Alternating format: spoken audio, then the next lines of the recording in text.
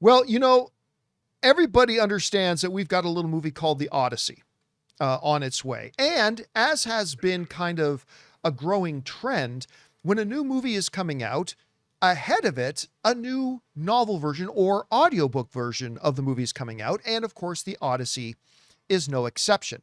So we've got an Odyssey audiobook coming out, but this one's got a little bit of a twist.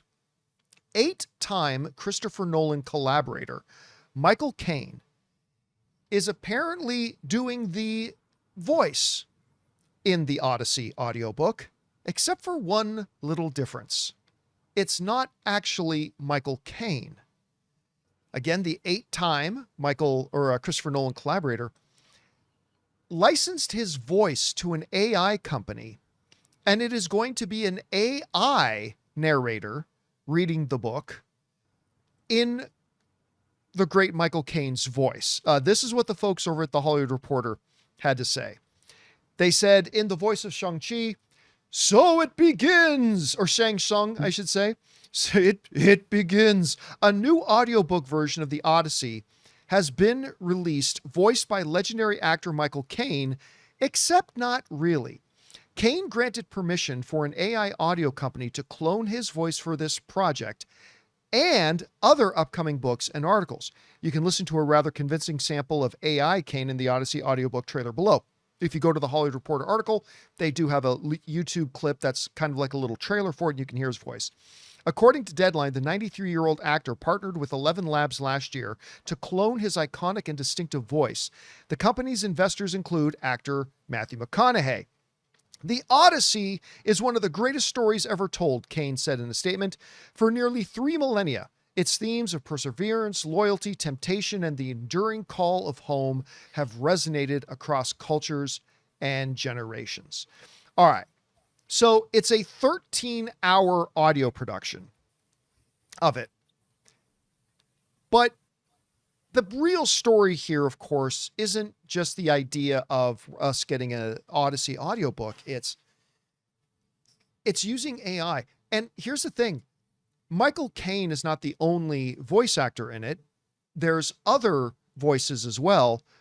But the article goes on to point out that all the voices in this Odyssey audiobook are all AI. So it's Michael Caine reading it, but it's not. It's not Michael Caine. It's a computer voice trained to sound like Michael Caine. I don't know if any of the other voices are meant to mimic other celebrities as well, or if they're just going to be standard voices. So this is interesting. And apparently, Rob, this might be something that interests you. They said it does. As somebody who just recently completed a full audio drama with True Noir, says it took them 6 weeks from start to finish to make this Odyssey book. It took you about 6 weeks, right, to do True Noir? No, John, it didn't. About how long did that project take? We started recording voices on May 27th, and I wrapped recording voices in November. And then I edited the piece, and I wasn't done editing until April of the following year. And then sound design and all that. And I'll tell you, though, one of the things about True Noir that I had to have actors working with other actors because for the performance. We had scenes. Yeah, we had scenes between people sometimes that lasted 10 minutes of 2 actors talking. There was no way I could ever have used AI now it's different than an audiobook. My approach to True Noir was it was like a movie that you just couldn't see. Mm-hmm. And when I had like Katie Sackhoff. That's why I called it an audio drama. Yeah, which is exactly what it is. Yeah. Which I thank you for. But like when I had Katie Sackhoff acting opposite Michael Rosenbaum, you had to believe that they were there, that they were sitting together. I could never have. And look, I've used AI cloning voice technology before. There is no way I could have done my audio drama without the human quality of actors acting opposite other actors. Yeah. And I listened to the little clip or like the little promo for it, right? Using the AI Michael Caine. And I got to tell you, well, 2 things stood out to me. Number one was just how much the voice exactly sounds like Michael Caine. I mean, it does. It's if you had told me, guess if this is Michael Caine speaking or if this is somebody doing an impersonation of Michael Caine, I honestly couldn't have told you because it sounds just like Michael Caine.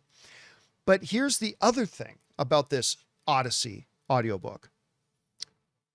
While it sounded exactly like Michael Caine, it also sounded completely soulless. Like absolutely soulless. It didn't have any it didn't have the Michael Caine personality. It didn't have, now granted, it was only about 30 seconds worth of stuff. And, you know, maybe I would change my mind if I listened to the whole thing. But it just sounded kind of soulless. And I have no problem with them using the voice of Michael Caine because Michael Caine gave them permission. So on that level, I have no issue. I have no qualms with that. If Michael Caine gives them permission, they can do it. But, you know, as in, you know, Jeff Goldblum would ask, you were so concerned about the coulda, you never stopped and asked about the shoulda. Should they do this? And I'm going to be honest with you. I personally, just speaking for myself, I have no interest in listening to an AI generated audiobook where it's pretending to be the voices of people and voices that I know, recognize, and love, and it's not. And I have no interest, no desire. Listen, I'll tell you this. If they had told me they were releasing a new audiobook of the Odyssey prior to it coming out and actual Michael Caine was doing the voice, I'd get it just like that. I would get it just like that. I have no interest in getting this.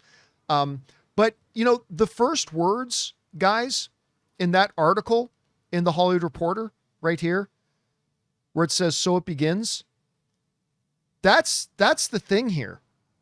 I think so it begins. I think pretty soon it's going to be all audiobooks, then audio dramas.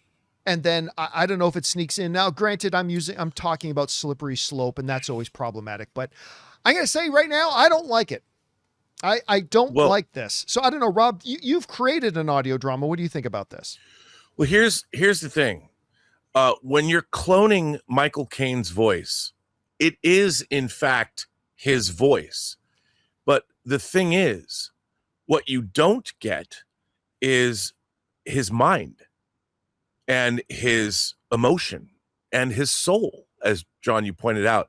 Because when you're talking to somebody, even when I'm addressing the audience right now, I'm speaking in a way that is the product of what my brain is processing about being on a show with you and Jonathan right now, knowing I'm live, all of the things that I'm trying to convey. I'm gesticulating with my hand. There's a million things going on in my brain that allows me to deliver what it is I'm saying to you right now. AI cannot do that. As great as AI can be, all it can do is try and emulate those things. But right now with voice cloning technology, all it can do is emulate what it thinks the sentence is about. Like it doesn't know, like maybe a word, John, triggers a memory in my mind that makes me smile. And I smile both, but I also smile with my voice. AI could never do that. And that's the human quality that we're a long way from AI ever replacing that. The real question is are we, the audience, going to just accept an AI emulation? Or are we going to demand we hear a real human voice? Because I'll tell you something, as you know from listening to the Project Hail Mary audiobook, there's nothing like listening to an audiobook from a great reader. Yes, who can exactly. Yeah, who can 100%. embody the characters and bring forth emotion. Yeah, you can have an AI program read it back to you, but you're not going to get nearly as invested because you're not going to feel it. It's the intangible quality of the human soul that gets imbued in a performance. And AI cannot duplicate that. And I don't know if it ever will be able to duplicate that until we have AI connected to, say, quantum computers, which can probably make those decisions because it's that fast. But until then, it just doesn't cut the mustard. Here's something else. Like, I already said I have no problem with them using Michael Caine's voice because Michael Caine gave permission. But like highlighted here with this comment, Adam Hayes in the live chat said, people complaining this took a human's job when a human gave permission to use their voice is dumb. I think this is a masterclass in missing the point. Like, just because you have Michael Caine's gave his permission to use his voice, it's still taking a job. But to me, I'm not even thinking of it in terms of the economics or of it taking people's jobs. That's another issue altogether. I'm just thinking of it, do I want to hear a fake thing? Like, because you can say, hey, Frosted Flakes is now using, I don't know, Benedict Cumberbatch's shit. They're putting some of Benedict Cumberbatch's actual shit in the Kellogg's Corn Flakes. Well, you shouldn't complain about it if Benedict Cumberbatch gave his permission. I still don't want to eat Benedict Cumberbatch shit. I would love to go out and have dinner with Benedict and sit down and talk to him about movies, but I don't want to eat his shit. Like, and that's the thing here.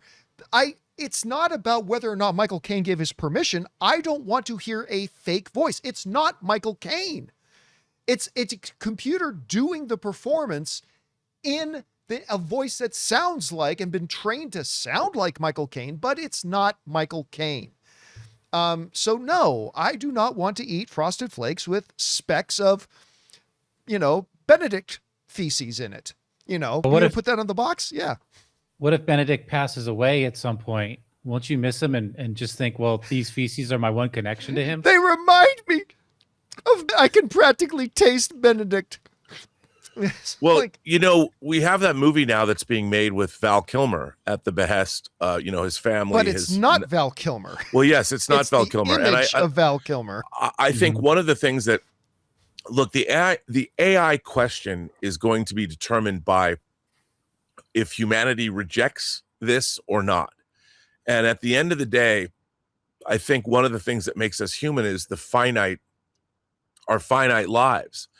And the fact that we can still watch old movies, I can still watch Casablanca and see Ingrid Bergman and Humphrey Bogart in a movie that goes back to 1941. It's a remembrance of days past. You can't recreate that. And if I watched an AI recreation of Humphrey Bogart now, I don't think that my mind would accept it. I don't think that my subconscious would accept it, knowing in the back of my mind that what I'm watching isn't real. And then I'm expected to be like Val Kilmer, the AI Val Kilmer is going to interact with real people. The question is will our minds accept it? Are the children born today going to accept it? Will they not mind if AI gives them a movie starring Marilyn Monroe, James Dean, Russell Crowe, and Val Kilmer and Timothy Chalamet? Yeah, it's to me, it's beyond just that, because you mentioned the Humphrey Bogart thing. Do we, like, if we miss Humphrey Bogart, we want something else? Let me give this last analogy, then we'll move on to our next topic, which is the greatest professional athlete of all time is Wayne Gretzky.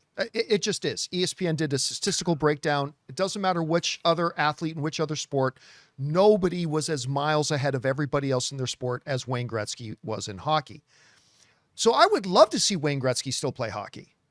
But if I cut out a little picture of Wayne Gretzky's face and then hold it up to my TV and put it over the head of another hockey player, that's not watching Wayne Gretzky still play hockey. That's a facsimile. It is entertaining, though. It is. It's fun. It's awfully fun, but it's not actually watching Wayne Gretzky. It's a facsimile. And I don't miss watching a facsimile of Wayne Gretzky. I want to see Wayne Gretzky play. Anyway, guys, question is for you. What do you think about this? It has begun. The new Odyssey book that's coming out ahead of Christopher Nolan's film has got Michael Caine in it, except it's not Michael Caine. It's a computer voice made to sound like Michael Caine. So, I mean, I don't know. We are at the precipice of a brand new era that I still haven't really figured out in my own tiny brain how I really feel about it overall. I'm just saying my first kind of reaction is to recoil, but I don't know. Maybe you guys think differently about it. Whatever you guys think, jump down to the comment section below and leave your thoughts there. Guys, we want to take a second and thank a sponsor of today's video, Hims. You know, one of the hardest things about trying to lose weight is just figuring out what actually works. Because we've seen them all. There are a million trends, diets, and gimmicks out there, and honestly, it can get overwhelming. And that's why weight loss by Hims really stands out. Hims now offers access to an affordable range of FDA-approved GLP-1 medications, including the Wegovy pill at its lowest price ever and the Wegovy pen. With Wegovy at Hims, lose up to 20% or more of your body weight when combined with diet and exercise. It helps you regulate your appetite and eat less, so success is within reach. Plus, Wegovy is the first ever and only GLP-1 available in a pill for weight loss, so there are no needles needed. And the process is extremely convenient. Everything happens online. You connect with a licensed provider who determines if treatment is right for you, and if prescribed, your medication gets delivered right to your door. No insurance necessary. Ready to reach your goals? Visit hims.com/Campea to get a personalized, affordable plan that gets you. That's HIMS.com/Campea. hims.com/Campea. Based on advertised cash price for 30-day supply of medication only. Membership required, fee not included, and billed separately. Weight loss by Hims is not available in all 50 states. Wegovy is the registered trademark of Novo Nordisk A.S. To get started and learn more, including important safety information, Wegovy clinical study information, and restrictions, visit hims.com.